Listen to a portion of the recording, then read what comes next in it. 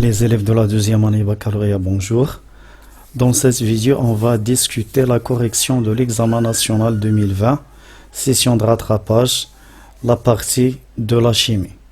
Donc l'exercice, la partie 1, on étudie une pile diode zinc qui fait intervenir les deux couples oxyrèdes Zn2+ sur Zn et E2 sur E-.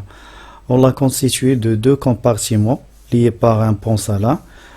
Le premier compartiment est constitué d'une lame de zinc plongée dans un volume V d'une solution de sulfate de zinc de concentration C0.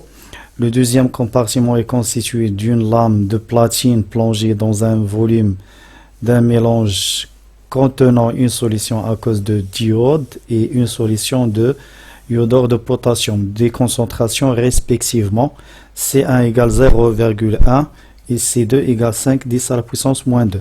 La partie immergée de la lame de zinc est en excès et lorsque la pile fonctionne, l'électrode de platine ne subit aucune réaction. Donc la question 1, indiquée en justifiant le sens d'évolution spontanée du système chimique. La question 2, écrire l'équation de la réaction qui se produit au niveau de la cathode. La question 3, on laisse fonctionner la pile pendant la durée delta T pour déterminer la quantité de matière de diode consommée pendant cette durée. On dose le diode restant, le reste, dans le deuxième compartiment avec une solution incolore de thiosulfate de sodium de concentration Cr. Le volume versé à l'équivalence est 20 ml. Montrer que la quantité de matière consommée de diode est 7 mmol. La question 4, trouver l'expression de delta T. La question 5, calculer la concentration molaire des ions zinc dans le premier compartiment après la durée delta T. Donc la question 1, le sens d'évolution du système chimique. Donc pour déterminer le sens d'évolution du système chimique, on doit calculer le quotient de réaction initiale, QRE. Donc d'après l'équation, QRE égale la concentration de Zn2+ à la puissance 1 fois la concentration initiale de I- à la puissance 2 sur la concentration de I2 initiale. Donc c'est C0 fois C2E carré sur C1. Donc lorsqu'on calcule cette valeur ou ce quotient de réaction, on trouve que QRE est inférieur à K. Donc le système évolue dans le sens direct. La question 2, la réaction qui se déroule au voisinage de la cathode. On sait que la réaction qui se déroule au voisinage de la cathode, c'est la réaction de la réduction au voisinage de la cathode. Donc, d'après l'équation bilan et le sens d'évolution du système, donc au cours du fonctionnement de la pile, il y a oxydation de Zn en Zn2+, et la réduction des ions et des molécules de E2. Donc l'équation qui se déroule, c'est E2 plus 2 électrons qui nous donne 2E-, réaction de la réduction. La question 3, la quantité de matière consommée de E2.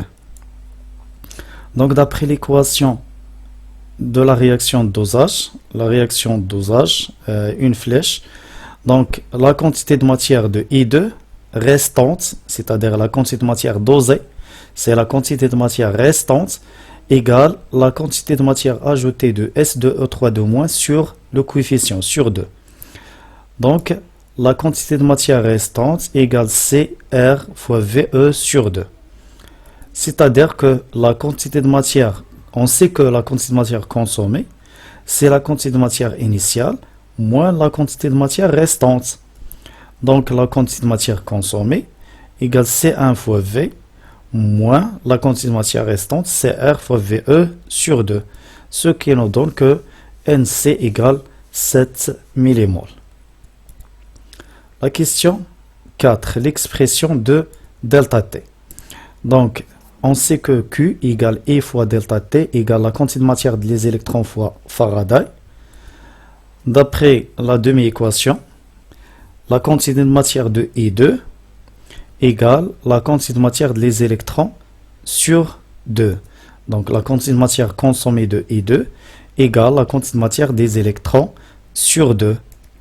Donc, I fois delta T égale 2 fois la quantité de matière consommée de I2 fois F. Donc, delta T égale 2 fois la quantité de matière consommée de I2 fois F sur I. La question 5, la concentration des ions zinc, Zn. Donc, la concentration de Zn égale la quantité de matière de Zn de plus sur V. Comme Zn de plus, c'est un produit, donc la concentration égale C0V plus X sur V. Donc, c'est C0 plus X sur V. X, c'est la quantité de matière consommée. La quantité de matière consommée de I2 égale X. Donc, X, c'est la quantité de matière consommée de I2 sur V. Donc, la concentration, c'est 0,17 mol par litre. La partie 2, la réaction acido-basique. Donc, on a un acide carboxylique. La formule chimique dit le CnH2n plus 1 COH. Donc, premièrement, on dose un volume VA de cette solution à l'aide de Na plus OH-. Le volume à l'équivalent, c'est 10 ml. Donc, la question 1, écrire en utilisant la formule générale l'équation modulisant la réaction de dosage. Donc, la réaction de dosage, c'est une réaction totale, donc doit être écrit avec une flèche. 2, déterminer la concentration Ca de l'acide et en déduire la formule chimique de cet acide. 3, le pH de la solution S. Donc, dans cette partie, on va étudier la solution S. Déterminer le taux d'avancement final de la réaction. Déterminer la valeur du rapport la base sur l'acide. Vérifier que le pKa égale 3,74. On mélange le volume V1 de la solution S avec même volume d'une solution d'éthanoate de sodium de même concentration Ca. Le pH du mélange à l'équilibre est pH égale 4,22. Trouvez l'expression de pH en fonction de pKa et de pKa2 et en déduire la valeur de pKa2. Donc la question 1, l'équation de la réaction CnH2n plus 1 COH plus HO-, une seule flèche, réaction totale, HO-, CnH2n plus 1 COO- plus H2O. La question 2, on va déterminer la concentration Ca. Donc, selon la relation de l'équivalence, N de l'acide égale N de HO- ajouté. Donc, CaVa égale CbVBE. Donc, Ca égale CbVBE sur Va. Donc, égale 0,1 mol par litre. La détermination de la formule chimique de cet acide. Donc, pour déterminer la formule chimique de cet acide, on va déterminer premièrement la masse molaire de cet acide. Donc, on sait que Ca égale M sur M fois V. V, c'est le volume utilisé pour dissoudre la masse M. Donc, la masse dissoute dans le volume V. Donc, Ca égale M sur M fois V. Alors, la masse molaire égale la masse sur Ca fois V. Donc, la masse molaire, c'est 14N plus 46. Donc, c'est M sur Ca fois V égale 46. Donc, on déduit que N égale 0. Donc, la formule chimique de cet acide, HCOH, c'est l'acide méthanoïque. La question 3.1, l'équation de la réaction. Donc, l'acide méthanoïque plus H2O nous donne HCO- plus H3O+. Le tableau d'avancement, CV, CV-X, etc. Donc, le taux d'avancement, c'est X final sur X max. X final, c'est la concentration de H3O+ fois V. Sur X max, c'est Ca fois V. Donc, on obtient H3O+ sur Ca. 10 à la puissance moins pH sur Ca. C'est 0,042 ou 4,2%. La question 3.2, le rapport HCO- sur HCOH. Donc, d'après l'équation, la concentration de HCO- sur la concentration de HCOH égale la concentration de H3O+ sur Ca moins la concentration de H3O+. Donc, c'est taux sur 1 moins taux.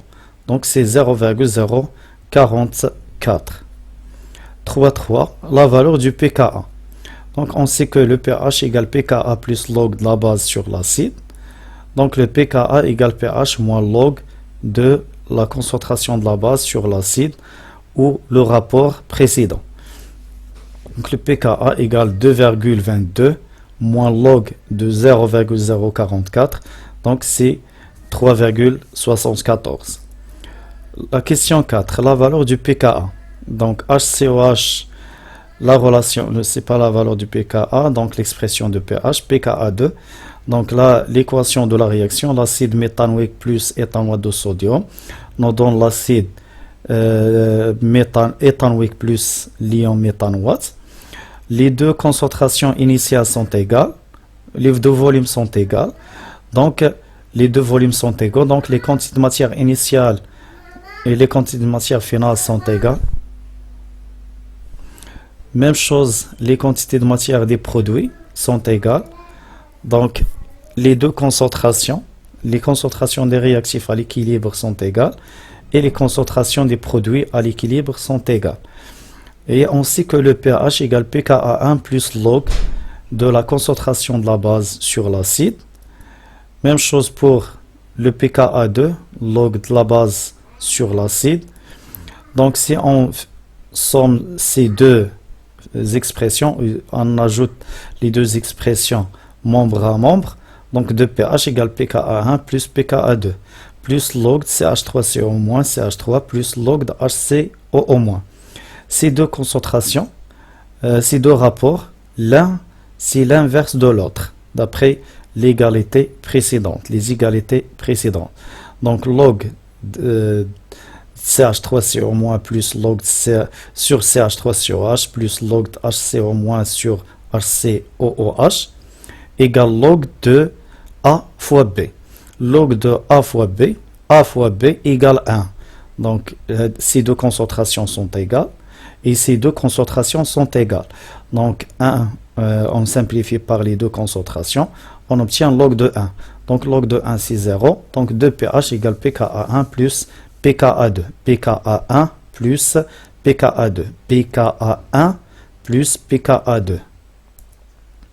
Voilà la correction de la partie de la chimie. Merci pour votre attention et à la prochaine vidéo qui concerne la partie de la physique. Bonne chance et bonne préparation pour l'examen national.